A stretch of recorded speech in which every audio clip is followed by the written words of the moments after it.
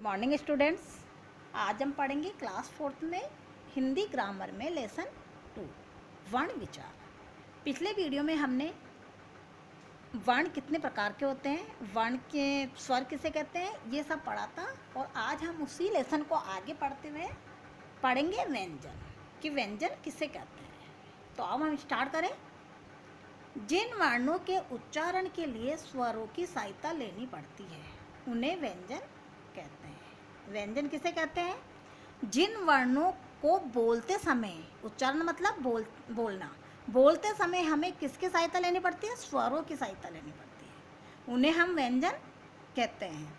हिंदी भाषा में व्यंजनों की संख्या 33 है। हमारी हिंदी भाषा में व्यंजन कितने होते हैं? 33 होते हैं। तो आओ हम पढ़े। क ख ग घ ण, च छ ज झ ण, ट ठ ड ढ ण, त थ द ध न, प फ ब भ म, ये र ल व, श स स है। ये हमारे व्यंजन है और ये कितने हैं? 33 होते हैं। ये आपको ध्यान रखना कि हिंदी भाषा में व्यंजनों की संख्या कितनी होती है, ये आपको ध्यान रखना है। ओके। अब विशेष वर्णमाला में सारे वर्ण एक निश्चित क्रम में लिखे जाते हैं। जो ये सब लिखे हुए हैं इसको हम वर्णमाला कहेंगे। और वर्णमाला में ये सारे वर्ण एक निश्चित, एक अपनी जगह एक क्रम में लिखे जाते हैं। जैसे क के बाद में ख ही आएगा, ख के बाद में ग ही आएगा, ग के बाद में घ और अण, ये एक क्रम से लिखे जाते हैं। अंग, इसका उच्चारण नाक से होता है। आपने पढ़ा ना, स्वर होते हैं, अंग की मात्रा भी होती है, इसका उच्चारण हम नाक से करते हैं। इसे अनुस्वार कहते हैं। जैसे कंधा, रंग, मंधा आदि। अह, ये भी आपको पता होगा, अंग अह स्वर जो होते हैं, इसका उच्चारण आधे है की तरह होता है। इसका उच्चारण कैसे होता है? आधे है की तरह। इसे विसर्ग कहते हैं। प्राय, जैसे प्राय, अतः, प्रातः आदि। चंद्र बिंदु, जिसको हम, जो ऊपर लगती है किसी भी स्वर या व्यंजन के ऊपर लगती है, उसको हम क्या कहते हैं? चंद्र बिंदु। इसका उच्चारण नाक और गला दोनों से होता है। इसे अनुनासिक कहते हैं। और इसे क्या कहते हैं? अनुनासिक कहते हैं। इसका चिन्ह आपको पता है चंद्र बिंदु कैसे लगती है? चंद्र बिंदु होता है जैसे गांव, 5, चांद, मुंह आदि। हिंदी भाषा में अंग्रेजी के भी कई शब्द आ गए जिसके लिए ऐसे चिन्ह, जैसे ऊपर लगता है ना, चिन्ह का प्रयोग किया जाता है। इसे आगत स्वर कहते हैं।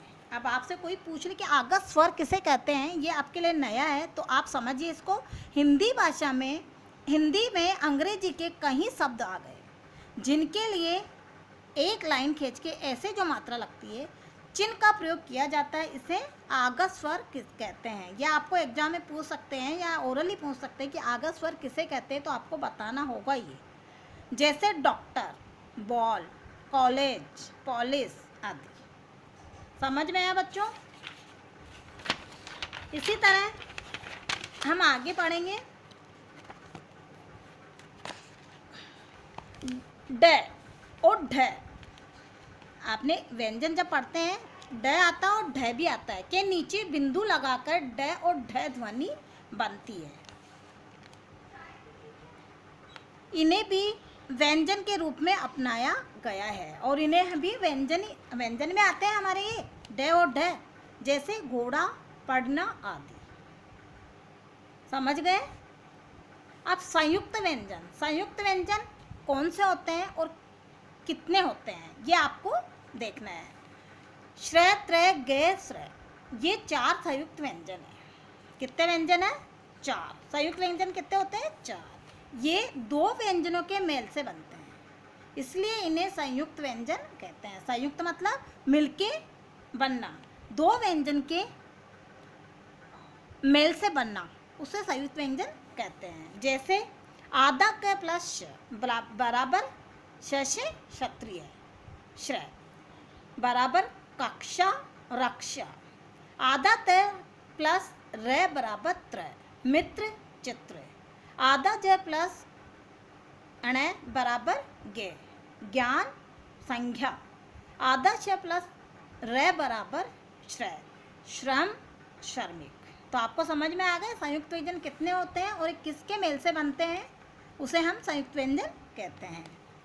अब स्वरों की मात्राएं, आप स्वर की मात्राएं पढ़नी है। प्रत्येक स्वर का एक चिन्ह होता है, स्वरों के चिन्ह ही मात्राएं कहलाते हैं। जो चिन्ह होता है स्वरों का वही मात्राएं कहलाती है। व्यंजन के साथ लगने वाले स्वर के विशेष चिन्हों को ही मात्रा चिन्ह कहते हैं। व्यंजन के साथ में जो लगने वाले स्वर का विशेष चिन्ह होता है उसे हम क्या कहते हैं, मात्रा चिन्ह। जैसे ये स्वर लिखे हुए हैं और ये मात्रा है, ये मात्रा सहित वर्ण है और ये शब्द है। अब यहाँ देखेंगे हम स्वर हमारे ए आ ई ओ औ तक लिखे हुए हैं और कोई मात्रा नहीं होती, किसकी, ए की कोई मात्रा नहीं होती। मात्रा सहित वर्ण, मात्रा सहित वर्ण, इसके कोई मात्रा नहीं लगी तो हम बिना मात्रा का शब्द जिसे बोलते हैं, जैसे कल, इसके कोई मात्रा नहीं है। इसी तरह आ की मात्रा, अब आ की मात्रा ऐसे लगती है तो कै पे आ की मात्रा लगाई हमने तो का, और यहाँ का में कान। ई की मात्रा ऐसे लगी की, किला, बड़ी की कील, ऊ की कु, कुछ, बड़े ऊ की कू, कूप, ऋषि की मात्रा क्र, कृषि, ये की मात्रा के, केला, आई की मात्रा कई, केदी, ओ की मात्रा को, कोयल, औ की मात्रा को, कोवा। तो समझ में आ गई ये मात्राएं आपको। अब ए को छोड़कर सभी स्वरों की मात्राएं होती है। आपको बताया ना ए की कोई मात्रा नहीं होती, वो किसी वर्ण या किसी व्यंजन पे नहीं लगता, वो बिना मात्रा का शब्द होता है, इसकी कोई मात्रा नहीं होती। ओके, समझ में आया बच्चों? Thank you.